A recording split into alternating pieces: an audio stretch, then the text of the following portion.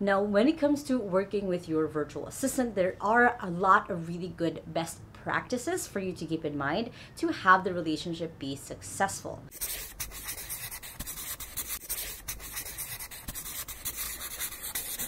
Hey there, welcome back to my YouTube channel. Now, my goals at this video is to walk you through the process of working successfully with your virtual assistant. Now, if this is your first time on my channel, my name is Lai Lacaba. I've been working from home since I was 15 years old and now run my own virtual assistant agency in the Philippines, 2XU, and I post videos every Sunday and Thursday on how to work from home and how to run a business from home. So make sure to hit the subscribe button right there so you don't miss any of my videos. Now, when it comes to working with your virtual assistant, there are a lot of really good best practices for you to keep in mind to have the relationship be successful. More often than not, that I've seen inside of 2XU, my agency, is that whenever things go wrong, it could be just there's a missing system, there's a missing asset, there's a missing thing that is the reason why working with a virtual assistant makes it more difficult. So I'm going to walk you through the best practices of working with a virtual assistant in 3 main areas in how they can help you in your business. Now, the 3 main areas is something that we also help a lot with inside of 2XU. The first one is the clarity on task.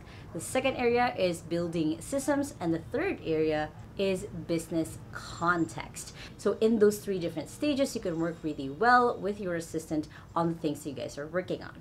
So on the tasks stage, basically, this is where your assistant can right away give you that return on investment by working on the right tasks, taking out the tasks that you shouldn't be working on so you're freed up to do more in your business. First thing you want to make sure that you do in this area is to set goals with your virtual assistant. This gives them the clarity of what to do moving forward. Now, setting your goals with your virtual assistant, I've done a whole video on it, but basically the summary version is try to imagine, okay, a year from now, 2 years from now, what would you like your virtual assistant to be doing for you in your business? And then you want to start tracking it into an OKR table or a objectives and key results table where you're able to see month by month based on that big goal that you have for them, what will they needing to master to take over in those succeeding months. So then you guys have, again, something to look forward to. So for example, if I had to restart working with my assistant all over again, the 3 main areas that I would need them to help me out with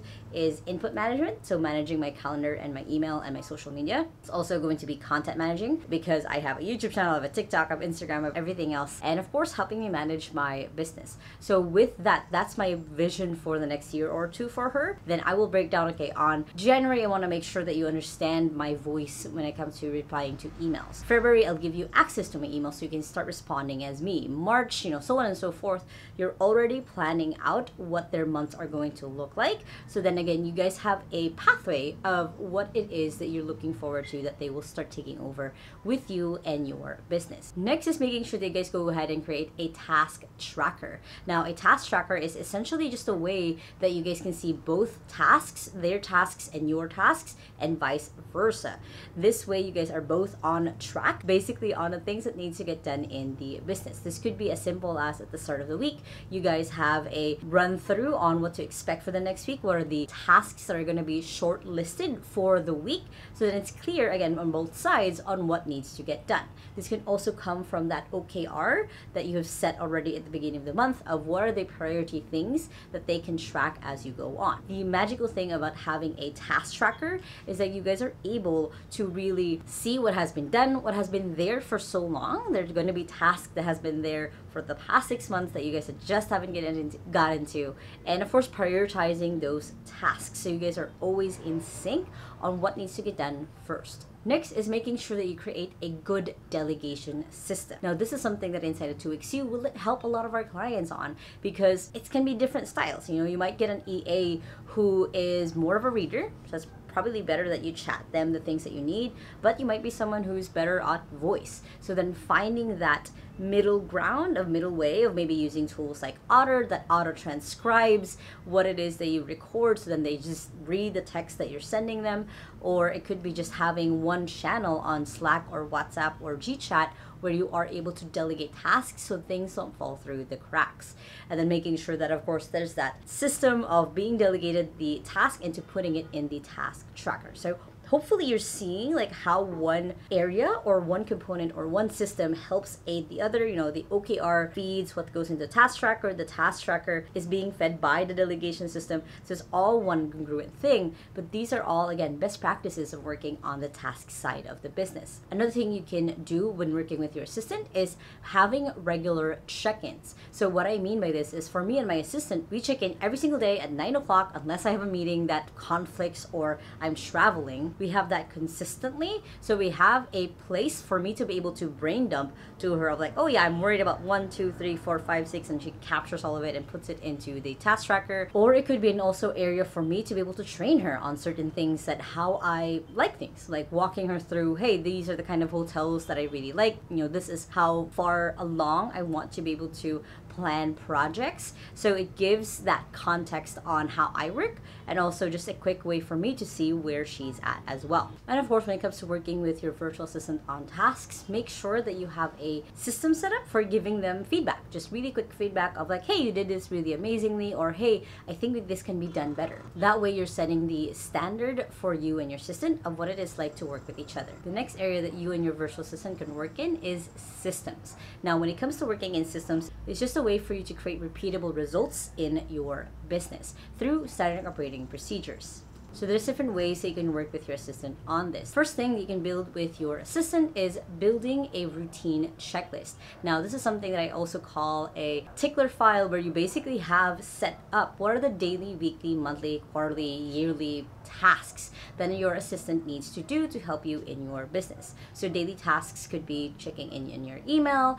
Weekly tasks could be creating the agenda for the week or checking a certain system. Monthly tasks should just be a retrospective, or quarterly tasks could be making sure that you get a doctor's appointment for different things that you need for checkup. So it's basically what are the things that they will need to do over and over that will make your life easier as you run your business. The second thing to build as a system for your assistant is your systems database. So this is basically a place where you have all of the standard operating procedures in your business. You can use tools like Notion. That's what we use inside of 2XU. You can sign it up and support this channel by using leanlai.com/Notion. But it's basically just a way for you guys to be able to see everything else. You guys can create this in Google Doc. It's just a step-by-step process of how you do certain things. Again, I have a whole video on how to create a standard operating procedure that you guys can check out, but it's just the one place. Drop in all of the documentation that you have inside of your business. Next is to create a systems update routine. Just making sure that at least twice a year you're able to update your standard operating procedures to make sure that they're up to date.